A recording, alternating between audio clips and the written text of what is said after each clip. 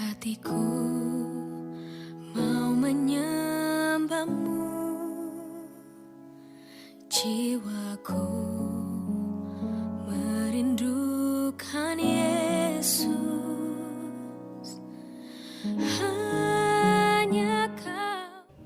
Shalom, selamat malam Bapak Ibu, saudara-saudara. Kembali berjumpa dengan saudara, dan saya percaya saudara dan saya tidak secara kebetulan kita kembali dipertemukan dalam sebuah pengajaran firman yang dari tokoh di mana kita akan bahas malam hari ini, sebuah pembelajaran yang sangat berharga, realita tentang kehidupan yang komprehensif, bukan saja memunculkan sudut pandang manusia tetapi juga sudut pandang surga yang tidak akan pernah kehilangan kendali, kehilangan kontrol atas segala sesuatu yang terjadi di muka bumi ini.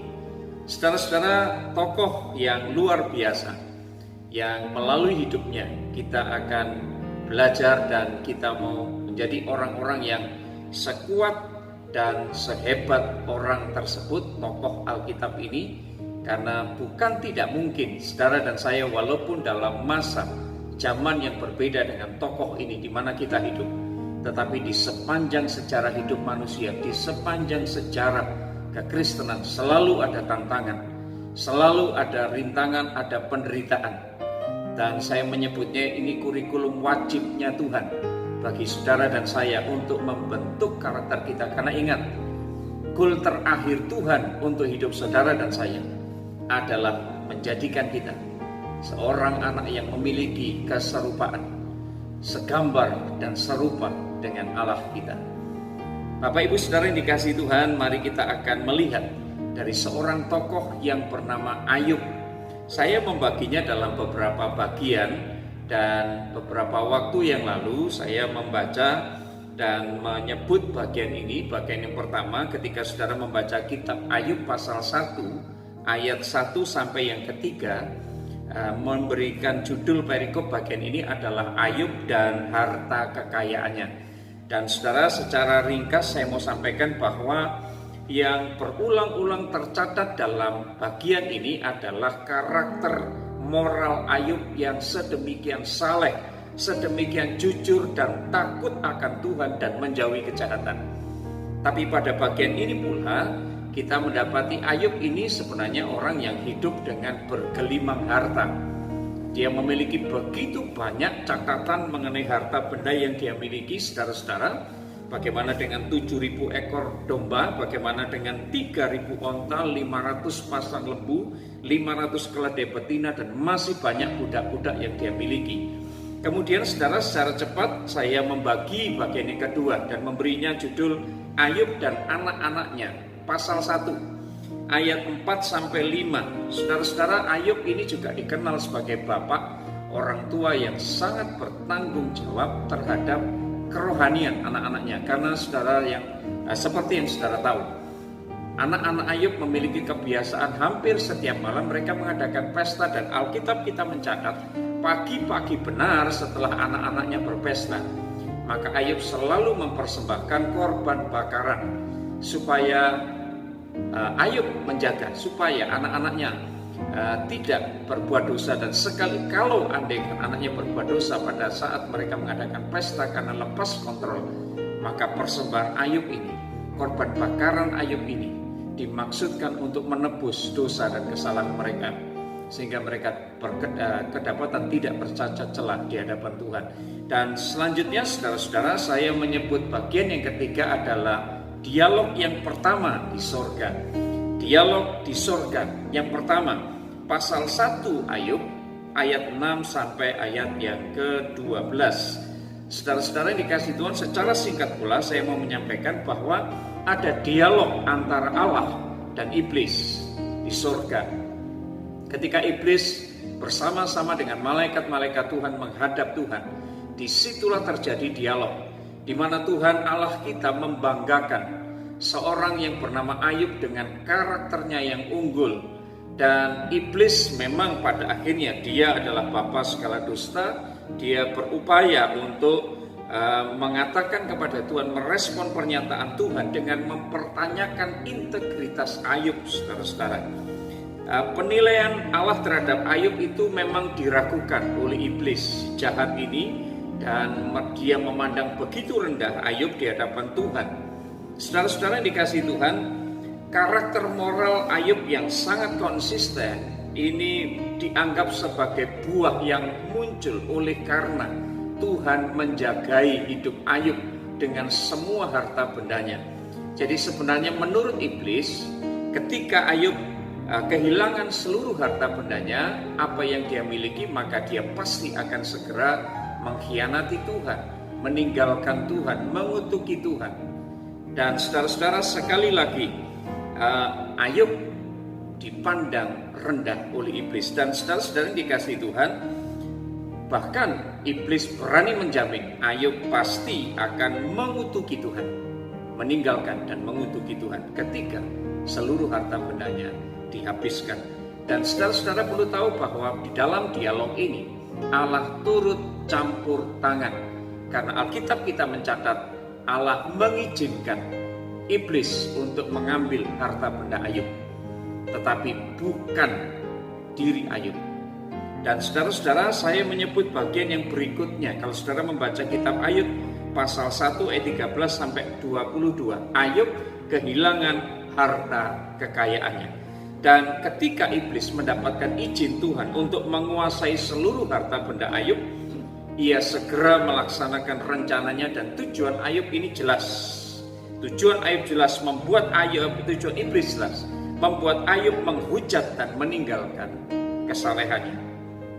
Dan saudara-saudara yang dikasihi Tuhan, penulis kitab Ayub ini bahkan dia sangat terheran-heran, dia terkejut sama seperti saya, sama seperti saudara, ketika mendapati Ayub ini orang yang hebat, yang luar biasa. Bagaimana tidak, saudara-saudara, ketika Alkitab mencatat dalam hitungan 1 hari Ayub kehilangan segala-galanya. 10 anaknya mati pada saat mereka pesta, ditimpa oleh angin ribut. Kemudian harta bendanya juga demikian. Saya tidak akan memperpanjang bagian ini, saudara-saudara, seperti yang saudara dan saya baca. Ada begitu banyak penderitaan yang dialami Ayub pada waktu itu dalam 1 kali hitungan, maka seluruh harta bendanya habis, anak-anaknya pun mati. Tetapi saudara yang dikasihi Tuhan, penulis kitab Ayub ini mencatat tindakan Ayub yang mengejutkan. Ketika dalam kedukaan dia menyembah Tuhan, dia menyembah Allah dengan perkataannya, dengan telanjang aku keluar dari kandungan ibuku, maka dengan telanjang pula aku akan kembali kepada Allahku. Tuhan yang memberi, Tuhan yang mengambil, terpujilah nama Tuhan. Pada waktu itu iblis bungkam dan dia kalah. Saudara-saudara, ternyata Ayub bukanlah orang yang berkualitas rendah, dan Allah bukan pribadi yang sembarangan memuji orang. Berikutnya, saudara-saudara, terbukti dari bagian ini, harta terbesar Ayub bukan terletak pada apa yang dia miliki, tetapi pada pengenalan dirinya kepada Tuhan, kedekatan dirinya kepada Tuhan ini yang tidak mungkin digoyahkan, walaupun dia harus kehilangan harta benda dan seterusnya. Nah, Bapak Ibu dikasih Tuhan, kemudian pada bagian yang lain di dalam kitab Ayub pasal 2 ayat 1 sampai yang ke-6, saya menyebutnya ini dialog yang kedua yang terjadi di surga. Sampai dengan dialog yang kedua yang saya ingin pertegas kepada saudara, Ayub sama sekali tidak mengetahui hal tersebut. Ayub sama sekali tidak mengerti apa yang sedang terjadi, percakapan yang sedang terjadi antara Allah dan iblis. Di dialog yang kedua ini, saudara-saudara yang dikasihi Tuhan, iblis mempertanyakan, terjadi dialog, iblis mempertanyakan integritas Ayub. Hal yang sama yang iblis pertanyakan, saudara-saudara. Allah kembali memulai dialog di surga ini. Allah kembali memuji kesalehan Ayub. Allah kembali memuji kekuatan Ayub untuk tetap bertahan, tetap menyembah Tuhan dan tidak pernah meninggalkan Tuhan seperti dugaan iblis, seperti tuduhan iblis. Dan saudara-saudara, terjadi percakapan yang hebat antara Allah dan iblis. Saudara-saudara dikasih Tuhan, terbukti bahwa Ayub ini menyadari apa arti kepemilikan harta bendanya. Sekali lagi, Ayub tahu persis mengenai kepemilikan harta bendanya. Pernyataannya yang luar biasa, bukan pernyataan yang sembarangan. Ketika sekali lagi dia berkata dengan telanjang, dia keluar dari muka bumi ini, dia datang ke muka bumi ini, maka dengan telanjang pula dia akan kembali kepada Tuhan. Tuhan yang memberi dan Tuhan yang mengambil. Saudara-saudara, sekali lagi ini juga pembuktian kepada iblis bahwa harta yang terbesar, harta yang sangat berharga dalam hidup Ayub bukan terletak kepada kebendaan yang dia miliki. Saudara-saudara yang dikasihi Tuhan, kalimat mengenai apa yang kemudian disampaikan oleh iblis ini mengejutkan. Ketika iblis mengatakan, iblis memang terkenal dia tidak gampang menyerah, saudara-saudara. Iblis tidak berhenti berusaha untuk menjatuhkan Ayub dan dia berargumentasi. Dia katakan kulit ganti kulit. Orang akan memberikan segala yang dipunyainya untuk mengganti nyawanya. Agak sulit memang menafsirkan kalimat ini, saudara-saudara. Tetapi Bapak Ibu yang dikasihi Tuhan, para ahli cenderung menafsirkan bahwa iblis sependapat. Iblis berpendapat bahwa Ayub ini masih setia kepada Tuhan karena dia memiliki tubuh yang sehat. Dan kalau seorang manusia seperti Ayub bisa begitu setia kepada Tuhan, walaupun seluruh harta bendanya dihabiskan, seluruh kekayaannya dihabiskan dalam hitungan 1 malam, karena dia masih memiliki tubuh yang sehat. Dan saudara-saudara yang dikasihi Tuhan, sampai dengan tahap ini iblis tetap berupaya untuk menjatuhkan Ayub dengan mengatakan jikalau kesehatan Ayub diambil, maka hidupnya hanyalah penderitaan semata-mata. Mungkin dia masih hidup, tetapi hidup hanya untuk menderita. Dan menurut iblis, sekali lagi, untuk pada level ini iblis yakin bahwa Ayub pasti akan meninggalkan Tuhan. Saudara-saudara, kembali iblis menantang Allah dengan sesumbar bahwa Ayub pasti akan mengutuk Allah jika dagingnya, jika tulangnya dijamah. Dan Bapak Ibu, sekali lagi Tuhan ikut campur tangan pada bagian ini. Allah kemudian mengizinkan Ayub untuk mengambil kesehatan, iblis untuk mengambil kesehatan Ayub, tetapi bukan nyawa Ayub. Dan saudara, apa yang terjadi kemudian di dalam Ayub pasal 2 ayat 7-10, saya menyebutnya pada bagian ini Ayub kehilangan kesehatannya. Nah, Bapak Ibu yang dikasihi Tuhan, Ayub ini ditulahi oleh iblis dengan borok yang berbau, dengan darah yang busuk dari ujung kepala sampai ujung kaki. Seluruh tubuhnya penuh dengan luka. Habis sudah riwayat kekayaan Ayub, habis riwayat kejayaan Ayub, habis bahkan riwayat tubuhnya yang sehat walafiat, kemudian berganti dengan tubuh yang bukan hanya miskin secara jasmani, tetapi penuh dengan borok dan penderitaan. Nah, Bapak Ibu yang dikasihi Tuhan, ini sebuah perubahan yang sangat drastis dan luar biasa. Penderitaan Ayub ini semakin mendalam ketika istrinya menyalahkan Ayub dan menyuruh Ayub untuk mengutuki hidupnya dan mengutuki Allahnya. Saudara yang dikasihi Tuhan, Ayub meskipun bergelimang harta, sekali lagi saya mau kembali ke bagian ini, tapi tidak pernah hatinya dilekatkan kepada harta. Harta sehebat apapun, sebanyak apapun, tidak mengambil bagian hati Ayub. Kesehatan tubuh Ayub itu adalah anugerah bagi Ayub. Anugerah Tuhan semata-mata yang dia miliki. Dan Ayub lebih memilih untuk berserah kepada Tuhan, sekalipun dia tidak mengerti jalan-jalan Tuhan. Ia masih menyimpan iman yang bergantung penuh kepada Tuhan. Apapun yang Allah kerjakan adalah Allah yang baik. Allah yang penuh dengan hikmat yang sempurna dengan semua tindakan dan keputusannya. Karena itu saudara-saudara, penulis kitab Ayub ini kemudian menutup bagian ini dengan sebuah kesimpulan yang mengokohkan kemenangan Ayub atas iblis. Dalam kesemuanya itu Alkitab berkata, Ayub tidak berbuat dosa dengan bibirnya. Bapak Ibu Saudara yang dikasihi Tuhan, luar biasa apa yang terjadi dengan Ayub. Memang saya tidak memberikan penjelasan secara detail dalam waktu yang cukup lama, tetapi saya merasa ini sebuah perjalanan, sebuah refleksi kehidupan dari penderitaan yang dialami Ayub, dan ini akan menjadi berkat buat saudara dan saya, terlebih saat-saat saudara dan saya menghadapi masa-masa sulit di masa pandemi COVID-19 ini. Saudara-saudara, ada begitu banyak orang-orang yang sedang berputus asa, dan tidak sedikit umat Tuhan, anak-anak Tuhan termasuk saudara dan saya, barangkali kita sempat berputus asa. Tetapi saudara, Alkitab mencatat kisah mengenai Ayub, sebuah kisah orang yang sebenarnya bukan orang yang luar biasa, orang yang biasa saja.